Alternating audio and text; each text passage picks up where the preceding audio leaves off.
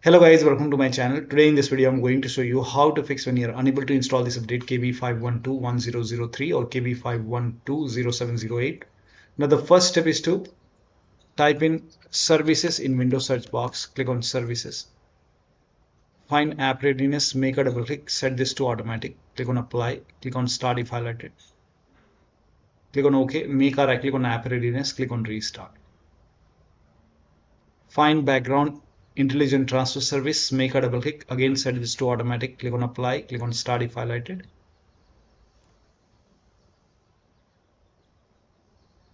Now make a right click, click on restart.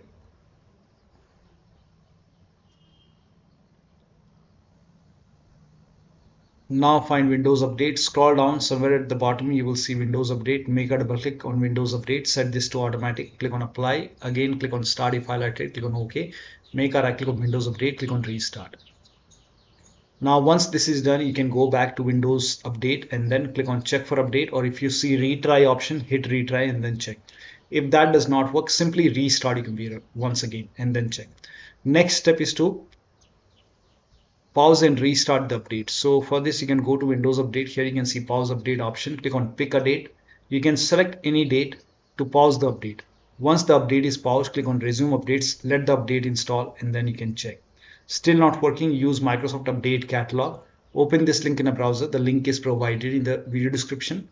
This will take you to Microsoft website. Over here you can write on the name of the update. So if it's this update or this update, whichever update you are unable to install, you can write on the name of that update over here and then click on search.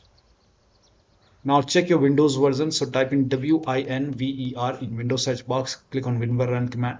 In my case it's version 25H2. So check your Windows version, then open Windows settings, go to system, scroll down, go to about option, check your system type. For me it's 64-bit operating system, x64 based processor. So for me it's Windows 11 version 25H2 x64 based system.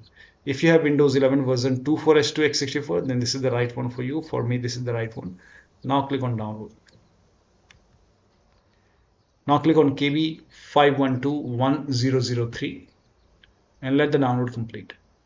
This will take some time. Once the download is complete, you can click on this file, follow the on-screen instruction, and then you can install this update manually, and then once done, restart your PC and then check. Still not working, open Windows settings, go to Windows Update, go to advanced option, scroll down, go to recovery option. Here you can see fix problems using Windows Update.